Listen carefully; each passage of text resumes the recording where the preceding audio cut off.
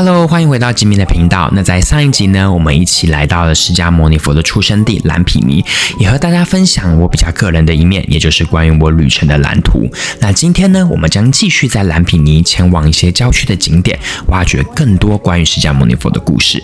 第一站呢，我们来到是迦楼罗卫国过去的王宫。释迦牟尼佛呢，作为迦楼罗卫国的王子，王宫呢是释迦出家前的一个主要的生活地方。据说呢，这个王宫呢，在过去可谓是应有尽有，而这一切呢，就要讲回摩耶夫人她在怀孕时的一段预言了。关于这个预言呢，佛典中有这样的记载：此子相好具足，有大福德，当成转轮圣王，七宝具足，望祀天下。意思呢，就是太子悉达多，如果他在未来继承王位的话嘛呢，将能成为贤明的国王，平定天下。但如果呢，悉达多选择出家，则将成为世间的抉择，来拯救苍生。当然，出于父母呢对于孩子的爱呢，国王呢当然私心呢是希望可以将太子悉达多留在迦楼罗卫国里，并且期待有一天他能够继承王位。因此呢，据传呢，当时的净饭王呢就在王宫里建造了3个非常奢华的宫殿，分别是春宫、夏宫以及冬宫。在这3个宫殿里面呢，日日歌舞升平，有着数不尽的美酒以及佳肴。在那里呢，世间的一切呢，就仿佛都是如此的美好的。此外呢，国王甚至早早的呢，也就让悉达多娶妻生子，希望透过爱情跟家庭的美好，能够永远将悉达多留在王宫里，并且踏上国王替他铺上的道路。甚至呢，每当悉达多也就是释迦外出的时候呢，城内甚至不允许有老人跟病人的出现。Yeah. Why they need like a 4 palace? Why need? Because Buddha as a father, Okay. Suddhodana, Yeah. he knew that Buddha was left from the palace. Okay. Here,释迦Muni never saw old man, sick man. When he see and he realized, Buddha father father Papa, the Qin Huang Wang want to释迦Muni. In future, he was a very big king. Oh. They decided and photo Papa made for释迦牟尼Sangha 皇宫的冬天夏宫，对，冬天夏天冬天，这个的佛都夏宫的皇宫 Summer Palace 夏天的皇宫。Then one season is missing, right? Yeah, Kung is made by woods. Yeah. And one India king from India Sarabasti. And India king attacked Chapilaway 3 times. 3 times. Yeah, Oh. Sangha. Thanks. He first time attack. Yeah. Nothing happened to the palace. Oh, okay. His second time attack. Yeah. Same thing. Nothing happened to the palace. Okay. But Okay. he last time attack. Yeah. And photo left from the palace. And last Oh. time attack. And this Hong Kong is made by woods. Woods, yeah. And to that fire. Fire. And all the palace was be burned, destroyed. So this is the symbol. Here, the Xuanzang, 大洲的地方。This place? This place, when the Xuanzang, this place is Xuanzang, 大洲的地方。I have proof in the book. Oh, You can really? see, okay? Okay. So when Xuanzang Yeah. visited Chapilaway, Yes. 7th century. Yeah. And that time this area is jungle. Oh. It's jungle. Okay. Nobody is here. So Xuanzang visits. They sit here Yeah. and write. This is the Huang Kong of Buddha. 然而呢，就在国王极力所打造的乐园里呢，仍然在太子悉达多29岁的时候呢，出现了裂缝。在一次不经意的悉达多的出宫之行的时候呢，他所看到的一切呢，改变了他接下来的人生。那天呢，一样是如此的阳光明媚。不过呢，悉达多第一次见到了一位满头白发、步履蹒跚的一个老人。于是呢，太子呢就问了他的随从，也就是马夫说：“哎，这是什么啊？”那这个人呢就回答了说：“哎，殿下，这个呢就是老去的老人。”那不久后呢，悉达多又在城外呢看到了另外一个面色苍白且浑身发抖的人倒在路边。于是悉达多又在问了他身旁的马夫说：“这个人是怎么了呢？”那马夫就回答他说：“哦，殿下，这个人呢身患了疾病。”再往前后呢，悉达多又看到了一具冰冷的遗体。然后看到呢这个遗体的家人呢非常难过的哭泣。悉达多呢竟然还问了马夫说：“难道他是睡着了吗？”那这个时候呢，悉达多的马夫才告诉了他说：“哦，殿下，这个人呢其实是死去了。”也就是在那个刹那呢，悉达多才意识到了，其实生老病死是会降临在每一个人的身上的。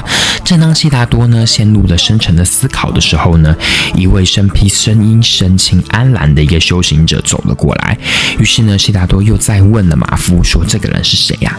马夫就告诉了悉达多说：“那是脱离苦海、寻求解脱的僧人。”这一刻呢，太子悉达多心中燃起了另外一个志向，那就是他认为呢，世间的美好终将凋零，而唯有找到真理，能够超脱苦海以及超脱无常呢，才是他想追求的。最终呢，五子悉达多呢选择了离开王宫出家，成为了我们现在所熟知的释迦牟尼佛。那如今呢，我们所在这边看见的一草一木呢，都是奠基在当时的这个王宫的原址。不过因为当时的王宫呢，它其实是木造建筑，因此呢，如今我们所看到这些单元船壁呢，只是后人呢在原址的基础上面重建的一个象征而已。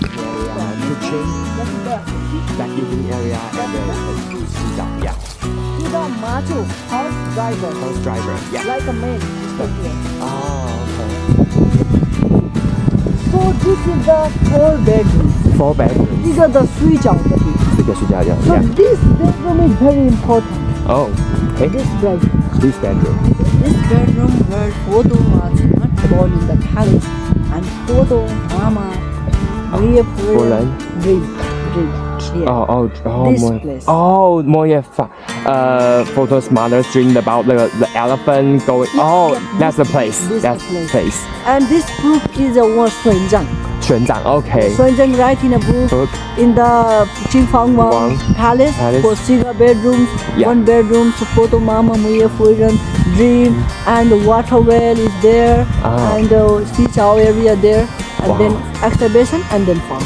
So Wow. this is the 100% correct. Okay. So this is Maria Photo the 夫人 yeah. 那下一站呢，我们将来到的是王宫遗址的不远处。那让我们接回刚刚的故事。在释迦离家修行后呢，一直隔了许久呢，他才终于跟他的父亲梵净王再次见面。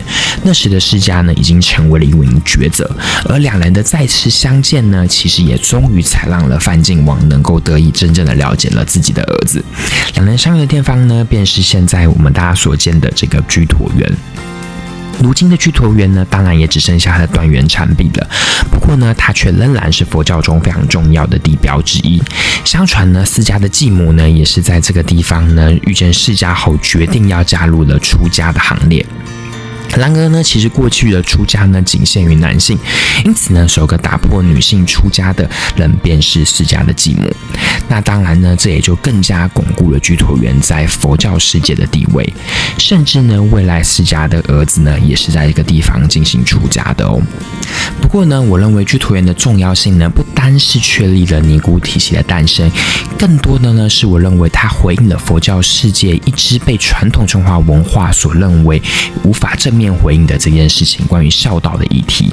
那甚至呢，其实我觉得它也揭示了家庭结构中一个非常重要也非常常见的问题，那就是长辈呢通常无法在第一时间的时候呢理解他的下一代他们的行为以及他们的决定，但是呢，通常在下一代勇于选择做自己后，家庭的矛盾呢才能在最终获得和解。我们先拉回现实一下，其实兰比尼呢作为这个尼泊尔的文化瑰宝呢，其实当局呢也一直呢都有在积极的建设中哦。不过呢，其实人民在这边的普遍生活水准呢仍然是有待加强的。由于来到此处的旅客呢多具有佛教信仰，因此呢，这也让当地的小朋友有一部分呢会染上了会跟旅客索取零钱的习惯。那我个人认为呢，这样的行为呢其实不太适合被鼓励。因此呢，如果说大家平常呢是非常难以抗拒他们天真的大眼睛的话嘛呢，我建议大家可以选择是带饼干或是巧克力来替代直接给予现金。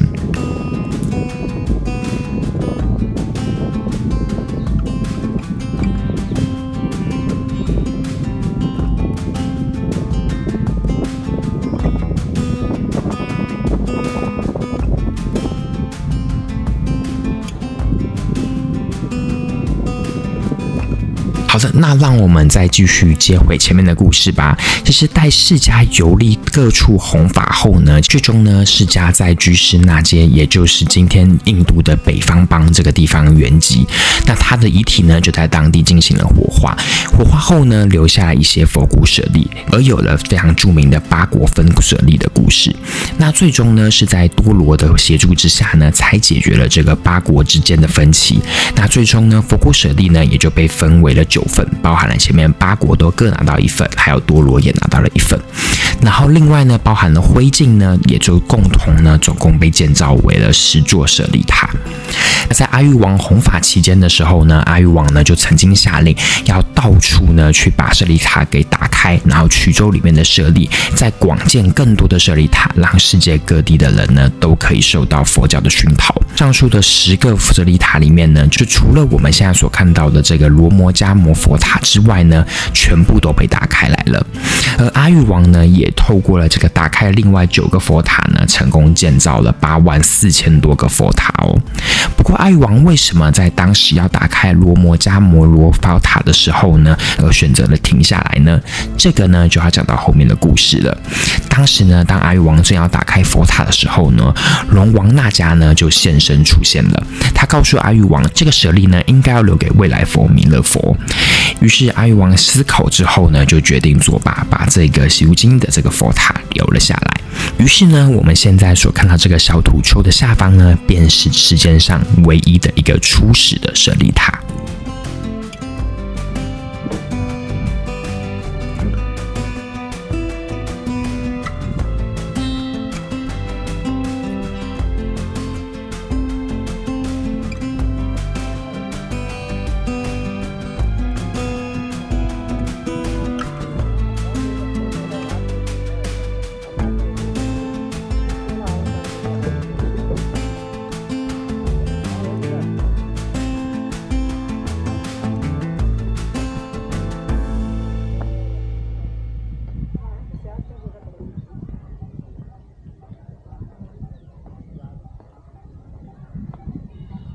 那在今天的影片结束之前呢，既然我们都提到了阿育王，就让我们继续介绍2个阿育王的石柱吧。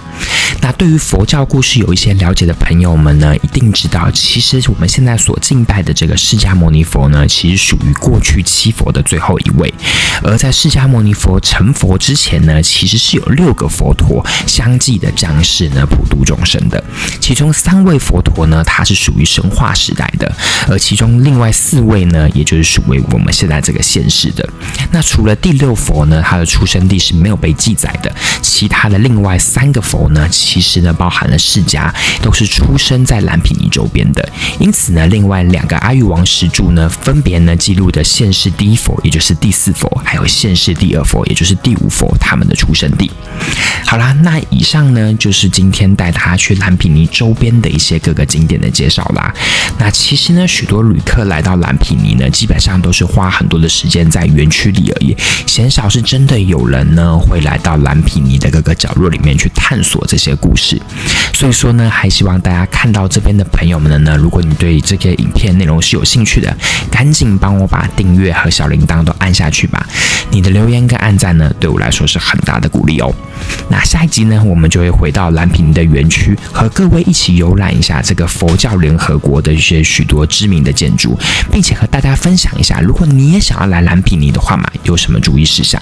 那如果说你不想要错过未来接下来一连串有趣的旅游冒险影片的话嘛呢，就赶紧订阅我的频道吧，然后还有 IG 可以追踪哦。那更多的知性影片就在吉米的频道，让我们下部影片再见吧，拜拜。